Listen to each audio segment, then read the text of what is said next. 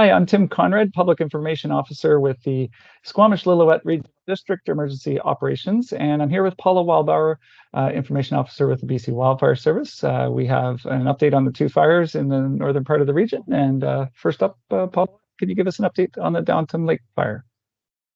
Sure, Tim. Let me just share my screen. I'm just pulling it up for you. Great. All right. So yesterday morning, we definitely woke up here and on Downton Lake, we had a lot of smoke. So super heavy smoke clagged in. We weren't able to see what was going on. Later in the afternoon, the smoke lifted around Gun Lake, and we experienced quite a bit of wind in this direction. So coming out to this easternmost part. So we saw most of our growth yesterday towards the east along this flank. Winds were quite high, and that continued into the evening yesterday. So we actually had a lot of structure protection and our crews working night as well as our equipment. So we were building that equipment guard here, and crews were actively working there.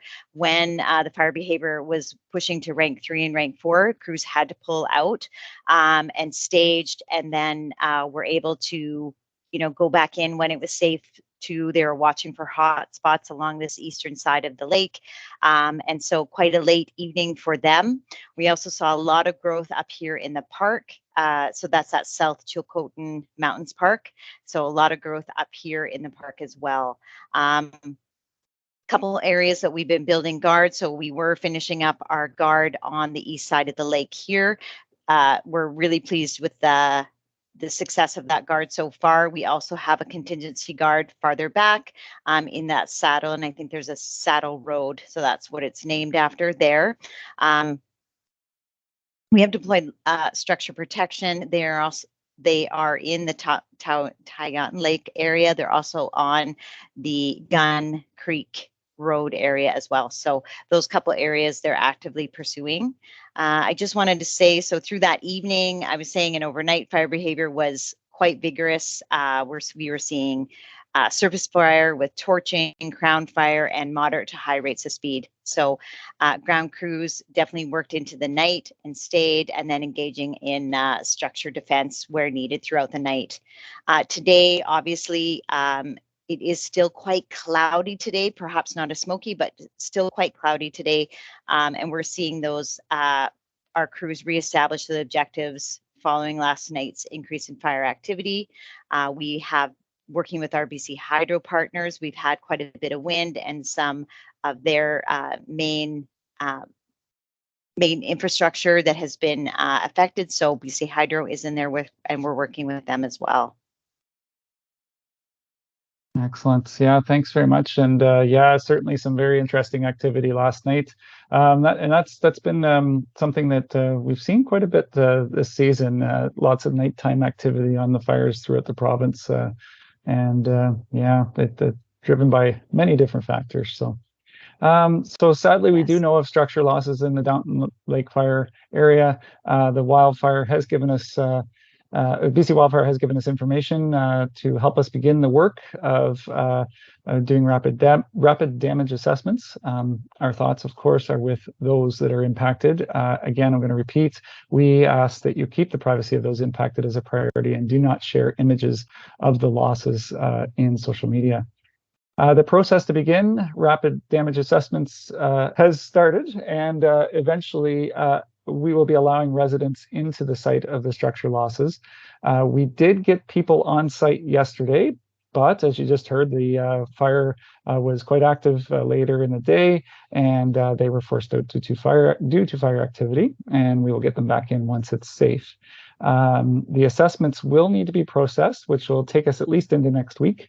So expect some further updates next week, which will include, we are going to be putting out a notice looking for property owners to contact us. Please wait until we put the notice out, because we have a way we want you to reach us if you believe you are impacted by structure losses. So it's going to help us tie together the information that we've collected together to you as a property owner. The last step, once we've notified property owners and given them access, will be to notify the public. So we are trying to respect those that have been impacted first. One more thing on this is we have the Returning Home After Wildfire guide. It will be online and today, so you'll see that shortly if it's not already online when we put this video up. And it will be a useful tool for those who have been impacted. This outlines the steps you can take before you return home. It's a very useful guide. So start looking through that guide and doing some of the steps in there, because there's things that you can do before you return home. So we do need your patience, as you heard, active fire area, and work to be done back at the office once people get back with the information. So next up, can you tell me about the Casper Creek wildfire? Sure, and let me just get down here on my map so I can give you a good idea. All right, so yesterday, similar sort of day, heavy smoke in the morning, then it cleared out in the afternoon. Late afternoon and into the evening, we saw those increased winds. They were coming down towards this easternmost point. So that's where we saw a lot of, on that northeastern point, we saw some fire growth there yesterday. So that's south of Bridge River. So crews were there actioning, and heavy equipment, and our heavy equipment crews actually worked through the night with a local fire crew and operators in the Casper Creek area. So they were establishing contingency guards and using deactivated roadways. We also saw here on that Mission Mountain Road, the fire activity remains quite active. Crews were working using direct attack now in this area. The intensity has reduced today, so that is good news. And crews are continuing to use small scale hand ignitions to increase the containment and bringing that that perimeter down to the road, the fire perimeter down to the road. Crews will also look for areas to tie that fire into the Casper Creek to the east above Shalath. So to the east above Shalath. And we're working on our structure protection and our containment lines above the community. Overnight crews were continuing to work last night as well, using that contingency line above that community. That's it. Thanks for the update there.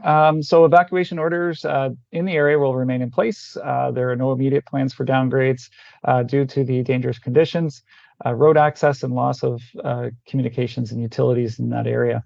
If you decide to remain behind an evacuation zone, you will not be able to receive many services at your location. Service providers are not allowed to enter evacuation order areas.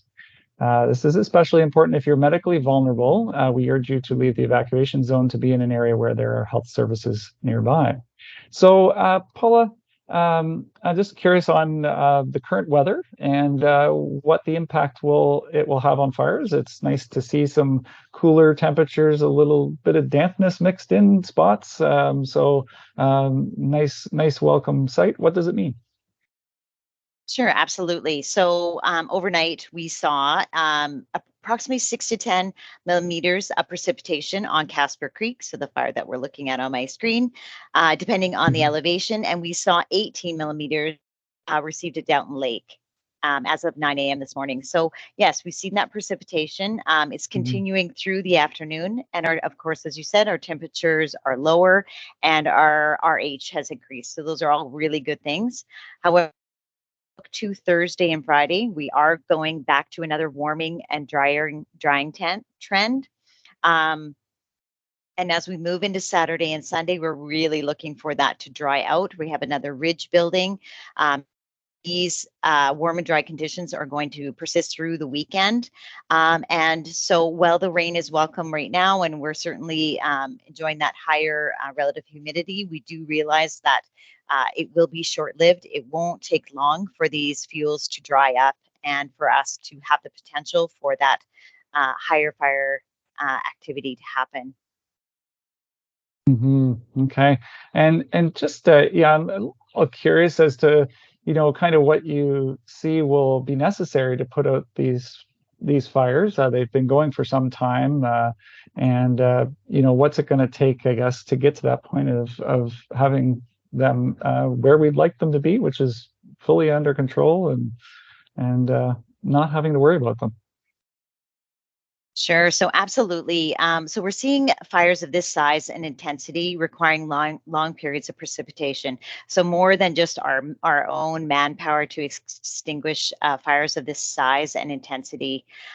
We see in the higher elevations, we're seeing steep terrain, and that will really require some season-ending weather. So not the people to be putting these fires out, but that increased precipitation is really what we're going to look for. These fires are burning deep into our fuels, and it's going to take time. Our days will get shorter, which will be helpful, and we'll have those cooler temperatures, but we'll still have a burning window as we move into the end of August and into September. So that's important to remember, that just because the time moves into the fall, we're just going to definitely have to watch and wait. Okay, good to know. And yeah, it's certainly a challenging year. Unfortunately, when you get to the end of August and you still got fires going like this, it's never good. So certainly appreciate everybody working with us through this difficult summer and being cooperative as we navigate the challenges it presents. We are working to pull in resources that we need to get the work ahead done. A bit of patience is needed still on these things. So through this week and into next, we are getting people in and helping us out here in Squamish-Lillooet. And so just give us a bit more patience. We're close, and help is on the way. I want to just give a shout out to our volunteers that are out there. You are helping in so many ways. We see you. We are very thankful for you, and you rock. Let's just be honest, stepping up and doing everything that you're doing. So thank you as well for your messages and comments. If you do have any questions, please add them to the comments. We'll do our best to get some answers for you. Sometimes that's not always possible. And otherwise, take care of yourselves, support each other. And as I've always said, we get through this together. And thanks very much, Paula. You bet. Thanks, Tim.